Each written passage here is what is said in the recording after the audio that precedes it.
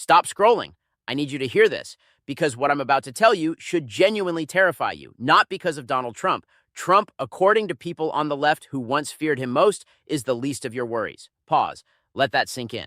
Two of the most listened to liberal podcast hosts in America, women who have been credited with helping shape how millions of left-leaning voters think, just sat down on their show and said something that nobody in mainstream media is giving enough attention to. They said, Trump is almost done. He's a lame duck. He's old. He doesn't even care about policy. And that should scare you more, not less. Because what comes next, what comes after the clown, is the calculated. What comes after the loud is the precise. What comes after the chaos could be the blueprint. And they named names. They pointed at sitting members of government. They said the words, more diabolical. And they weren't talking about fiction. I'm going to play you exactly what they said, and then we're going to talk about whether they're right. Stay with me, because this one matters. Before we dive in, let's establish something important. Jennifer Welch and Angie Sullivan are the co-hosts of a podcast called I've Had It. Now, if you're on the right, you might already be rolling your eyes. But hold on, because even if you disagree with everything they believe politically, what they're saying here isn't just progressive talking point noise. It's a warning that actually cuts across partisan lines, and I'll show you why in just a minute. These women rose to massive prominence in the 2024 election cycle. They were part of a new wave of left-leaning independent media voices that reached audiences, particularly women, that traditional news outlets simply weren't connecting with. They were blunt, they were funny, and they were angry in a way that resonated. And now, in February of 2026, they're still angry, but for a different reason. They're angry because they believe Democrats and everyday Americans are asleep to a looming threat, a threat that wears a suit better than Trump, a threat that actually reads the policy memos, a threat that won't need Twitter to hold power. Now let's go directly to the source. On a recent episode, Jennifer Welch opened up a conversation about the political horizon. What happens when Trump's second term ends? And she said something that I think a lot of people on both sides of the aisle have quietly thought but haven't said out loud. She pointed out that Trump is, quote, no spring chicken. He's 78 years old, he's constitutionally barred from a third term, and in her words, he is a lame duck. And the question she asked wasn't, how do we stop Trump? She's already past that. Her question was, what comes next? And her co-host Angie Sullivan, went even further. She said, and I want to be precise here, she said that Trump is, in her view, dumb, that he doesn't really care about policy, that he's fundamentally a brand builder who wants his face on things. And she said that's actually why he hasn't been as destructive as he could have been, because competence requires caring. And in her assessment, Trump doesn't care enough to be truly dangerous in the most lasting way. But someone else might. Someone younger might. Someone who doesn't just want the spotlight. Someone who actually wants the power, who wants the lasting legacy, who wants the structural change. Pumps invoked a name that should give people pause. Stephen Miller. Not as in Miller will be president, but as the archetype, the true believer, the policy machine, the person who doesn't need applause, just authority. And then Welch said something even more pointed. She said, Vice President JD Vance is a perfect example of this new kind of threat. Younger, more polished, Ivy League educated, and in her words, more diabolical. Someone who has studied what Trump did right, eliminated what Trump did wrong out of ego and laziness, and is ready to execute a vision with the kind of precision that, frankly, the MAGA movement has never actually seen. Now, here's where I want to give you something that most political commentary won't, a genuine attempt at honest analysis, because the knee-jerk reaction from the right is going to be, oh, these liberal podcast ladies are just fear-mongering to keep donations rolling in. And the knee-jerk reaction from the left is going to be, finally, someone is saying what we all know. Both of those reactions are lazy. Let's actually think about this. First, is JD Vance more ideologically disciplined than Trump? Almost certainly yes. Vance went to Yale Law School, wrote a memoir that became a cultural touchstone, converted from skeptic to true believer in a remarkably short period of time, and has demonstrated an ability to take positions, hold them, and articulate them in intellectually coherent ways that Trump simply never bothered to.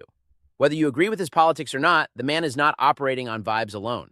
Second, is this pattern historically unusual? No. Actually, political movements in American history very commonly get more organized, more targeted, and more effective in their second generation. The New Deal coalition took time to build. The Reagan Revolution had precursors that were messier and louder. The idea that a movement led by a chaotic, personality-driven figure gets succeeded by someone more systematic, that's not fear-mongering. That's just history. Third, and this is the question that cuts across political lines, should any American, regardless of party, be concerned about the normalization of the tactics they've seen in the last decade of politics? The lying, as Pumps put it, the theatrics, the willingness to operate outside traditional norms. Because here's the uncomfortable truth. Once a norm is broken and there are no consequences, it doesn't just stay broken, it becomes the new floor. The next person doesn't have to work as hard to go even further. I want to spend a moment on something Pumps said that I think got lost in the broader conversation because it might actually be the most important part. She didn't just express concern about who the next political leader might be. She expressed concern about the generation being raised on Trump's style of politics. She asked, what are their expectations of a politician now? If you grow up watching a president who openly lies, who mocks opponents, who makes governance feel like reality television, and if that president faces no real accountability, what does that generation internalize about what leadership looks like? This isn't a liberal or conservative question. This is a democracy question. Every single functioning democratic system in history has depended on a shared set of norms, unwritten rules, about what is and isn't acceptable behavior in public office. When those norms collapse, they don't just affect the party in power. They reshape the entire ecosystem of political expectations. A generation that grows up thinking politics is theater will demand theater. And whoever delivers the most compelling performance, regardless of their actual policies or values, will win. That's not a left-wing nightmare. That should be every citizen's nightmare. Here's where I want to point out something deeply ironic. And it's the kind of irony that I think actually reveals something true about our political moment. Jennifer Welch and Angie Sullivan, by their own admission, are among the voices that helped contribute to the cultural conversation that Trump benefited from.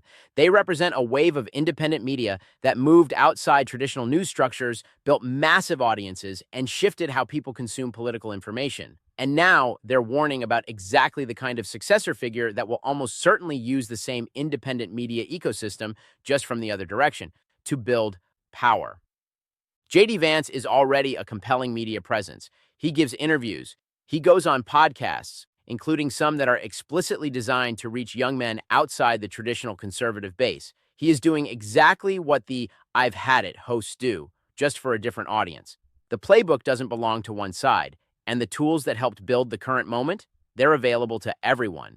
The hosts of "I've Had It" are essentially ringing an alarm, and to their credit, they're doing it with self-awareness. Welch said explicitly that she wants to be an evolving political thinker. She's recognizing that the assumptions she's operated under may need to change. That's actually a more honest posture than most people in political media are willing to take. I want to bring this home, because this isn't just a story about two podcasters and what they think about JD Vance. It's a window into a larger question about what American political life looks like in the next decade and what role regular citizens play in shaping it. Whether you're on the left, the right, or somewhere in the exhausted middle, here's what the "I've had it" conversation is really pointing toward. The era of passive political spectatorship is over. Welch's phrase was, "lock in more than recede." And honestly, that's not bad advice for anyone, regardless of your political beliefs.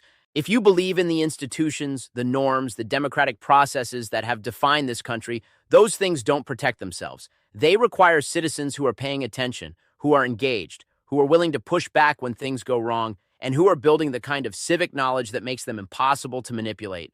The most dangerous outcome in any political system isn't a particular leader, it's a disengaged citizenry. And both political parties, and at their worst, profit from your disengagement. Don't give it to them. Jennifer Welch and Angie Sullivan are not prophets. They're two women with a microphone and an audience, sharing their fears about the future.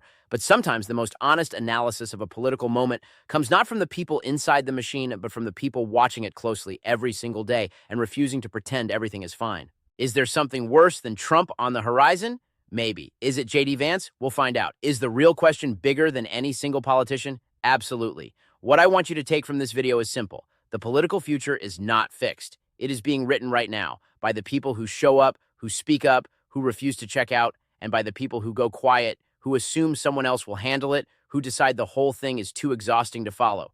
Your attention is not a passive thing, it's a resource, it's power. Choose where it goes wisely. If this video made you think, even if it made you angry, hit that subscribe button because we are going to keep having these conversations no matter how uncomfortable they get. Drop your thoughts in the comments. I read them. I want to know what you think comes next, and I'll see you in the next one.